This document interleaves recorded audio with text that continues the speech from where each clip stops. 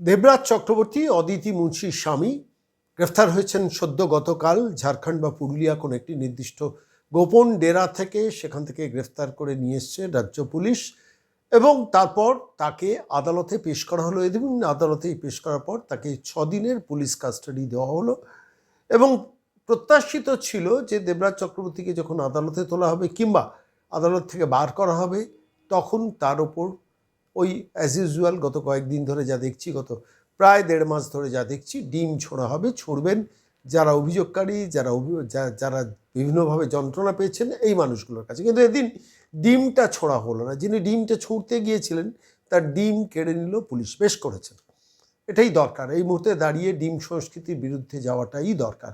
অনেক হয়েছে, প্রথম মানুষ খুব মজা নিয়েছেন যারা অভিযুক্ত তাদের দিকে যখন ডিম ধেয়ে এসছে।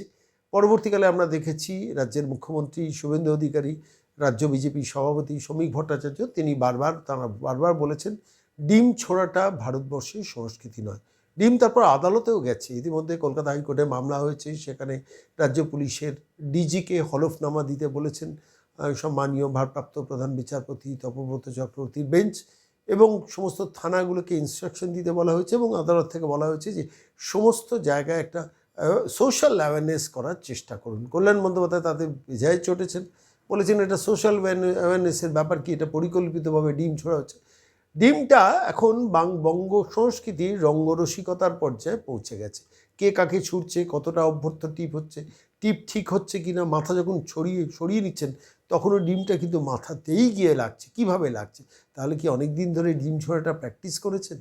ডিম ছোড়ার কোনো কি ক্লাব তৈরি হচ্ছে? সেখানে কি কোনো ট্রেনিং দেওয়া হচ্ছে? এইসব যখন রঙ্গরসিকতা হচ্ছে সেই সময়ে আজকে আমরা দেখলাম দেবরাজ চক্রবর্তী যখন আদালতে পেশ করা হচ্ছে বা বের করার সময় সেখানে এক বঙ্গতনয়া তিনি গিয়েছিলেন, তিনি টিফিনের ডিম নিয়ে সেখানে পৌঁছে গিয়েছিলেন। পুলিশ অবশ্য তার ডিমটা কেড়ে নিল এবং কেড়ে নিয়ে তাকে বোঝালো এটা করবেন না, আপনারা অভিযোগ জানানো থাকলে অভিযোগ জানান, কিন্তু ডিমটা এভাবে ছুড়বেন না। ডিমটা তো কেড়েই নেওয়া হলো।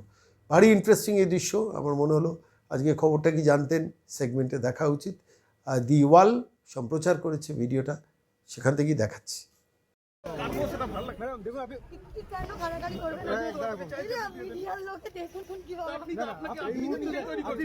এখন লাঞ্চে খাবো বলে আমি নিয়ে এসেছিলাম, কিন্তু আমার ডিম ফিম গুলো সব একদমই হয়ে গেল এখানে।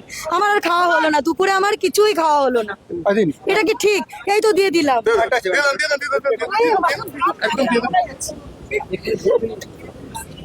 ঠিক আছে, না না না না, আমাকে পরে পৌঁছালে হবে না, আমার এখনই ডিম চলে আসবে। না ওটা করবে না, দেখুন আমি রিকোয়েস্ট করে বলছি, প্লিজ কাইন্ডলি এটা করবেন। ব্যাপারটা হচ্ছে যে ব্যাপারটা আমি এটা করবেন না প্লিজ।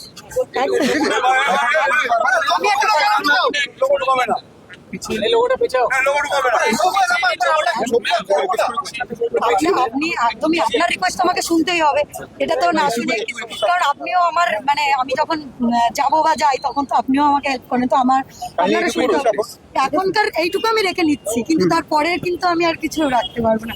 যখন পরিবেশটা যখন হবে তখন কিন্তু জানেন না, এখানে আমি ফিরাদ হাকিমকে নিয়ে একটা বক্তৃতা দিয়েছিলাম, আমাকে ডিবার করা হয়েছিল, আমি সেই মেয়ে। মুখে বলে কি হবে? আজকে ওরা কি করতো? আজকে সাধারণ পাবলিক ওদেরকে ডিএম ছুটছে।